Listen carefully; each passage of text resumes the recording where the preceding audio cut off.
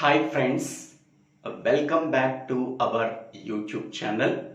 Today we have to discuss about one of the most important concept in digital logic design course or our switching theory and logic design course or our digital electronics course is difference between combinational circuits and sequential circuits. In digital system, there are two types of logic circuits are available. The first one is combinational circuits. Second one is sequential circuits. These are the two types of circuits available in digital system. Now we have to discuss about what are the main differences between combinational circuits and sequential circuits.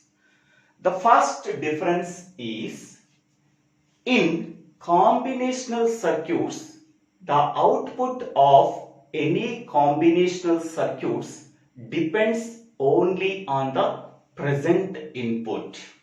Okay, based on the present input, we can determine the output of any combinational circuit. Whereas in the case of sequential circuit, the output of any sequential circuit depends on present input and past input. Okay, so based on present input and past input, we can determine the output of any sequential circuit.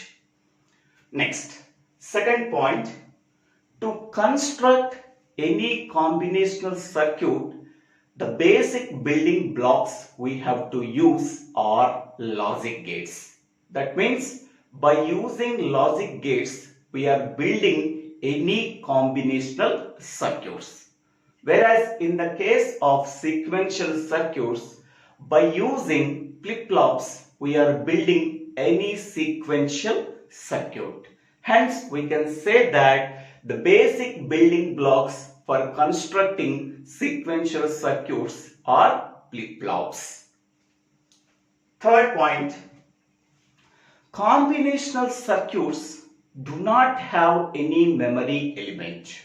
That means in the case of combinational circuits, there is no need of storing previous inputs. But whereas in the case of sequential circuits, there is a need to store the past inputs, that means previous inputs, because the output of sequential circuits depends on previous inputs and present inputs. So that we can say that previous inputs are stored in the memory elements, so that we have to use memory elements in sequential circuits for storing the previous inputs. Next one. Combinational circuits do not have any clock. So there is no requirement of any clock in the combinational circuits, and there is no need of triggering in combinational circuits. Whereas in the case of sequential circuits are operated or are controlled by a clock. So by using the clock, we can operate the sequential circuits, and also the controlling of sequential circuit also done by the clock only. Okay. So because of that reason, sequential circuits need triggering. Triggering means controlling of entire sequential circuit can be done by using clock only. But there is no need of clock in the case of combinational circuits. Next one is, in combinational circuits, there is no feedback path between output and input. Okay, so there is no need of any feedback path between output and input in the case of combinational circuits. But whereas in the case of sequential circuits, there is a feedback path between output and input, because sequential circuits in sequential circuits, the output depends on present input and fast inputs. So fast inputs, that means previous inputs, are stored in the memory elements. So there is a feedback path between output and input.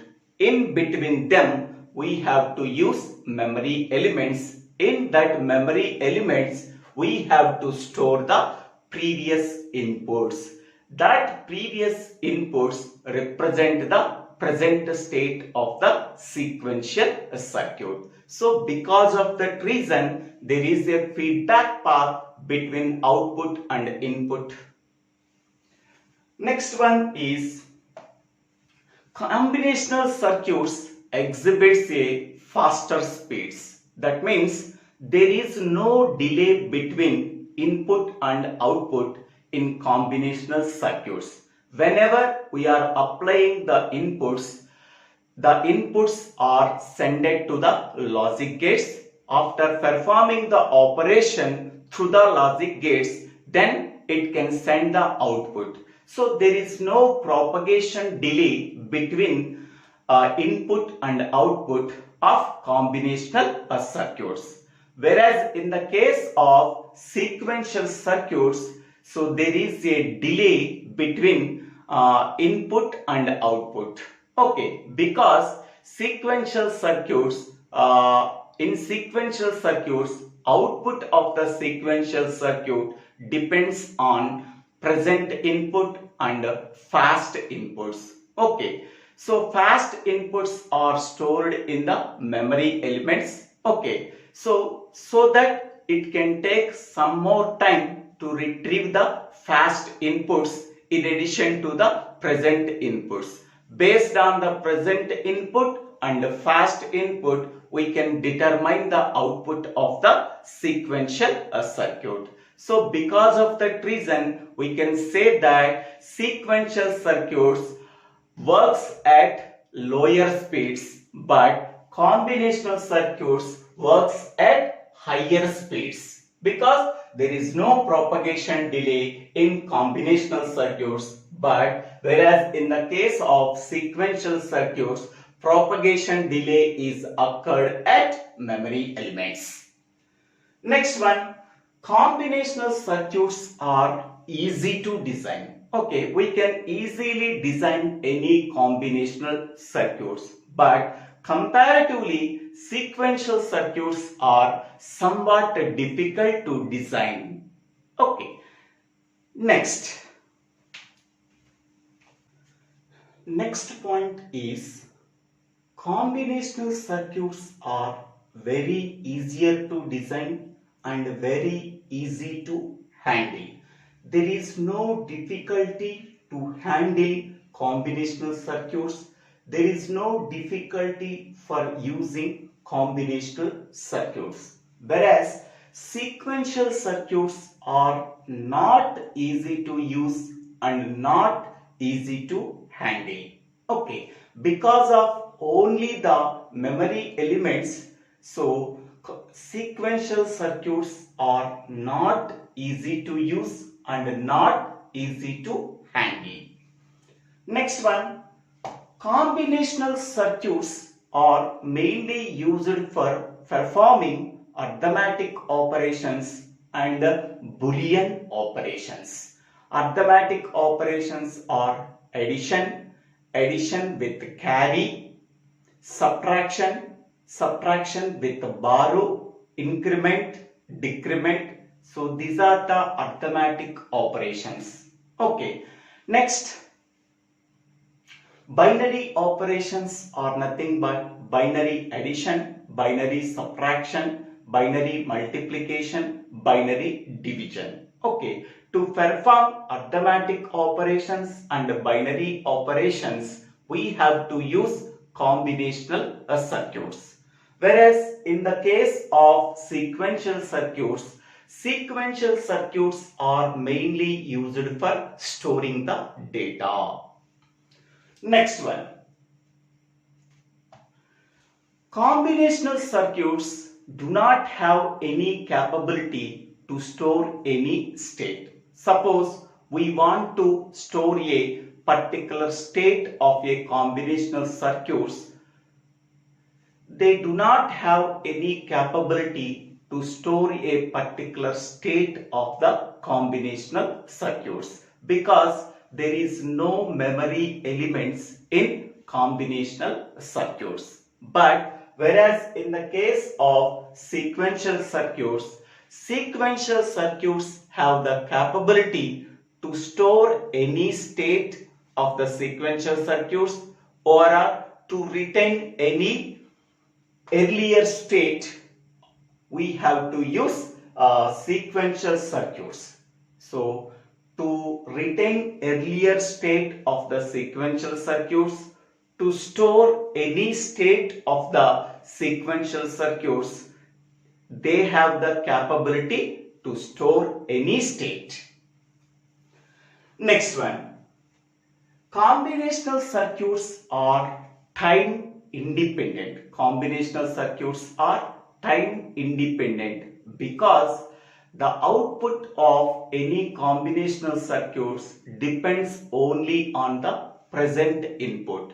Whenever we are applying the inputs, so then we are getting the output by using logic gates. So because of that reason, we can say that combinational circuits are time independent.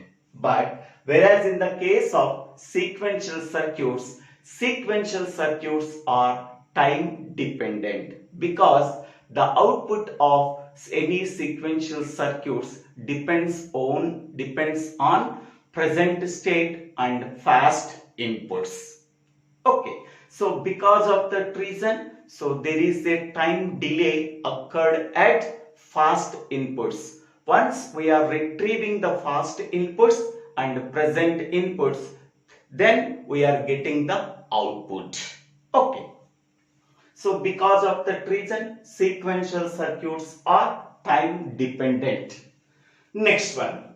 The examples for combinational circuits are half adder, full adder, half subtractor, full subtractor, binary adder, binary subtractor, decoders, multiplexers, encoders, demultiplexers, comparators, code converters. So these are all examples for combinational circuits. Whereas the examples for sequential circuits are flip-flops, shift registers and counters.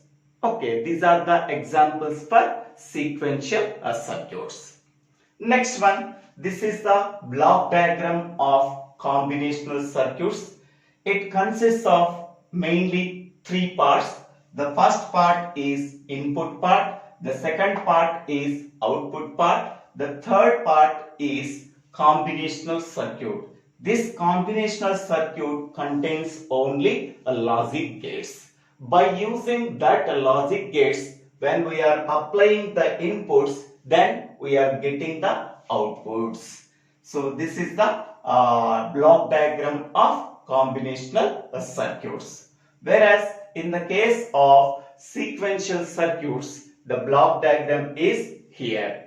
So here the output of sequential circuits depends on present input and these are the fast input. So this is the fast input and this is the present input.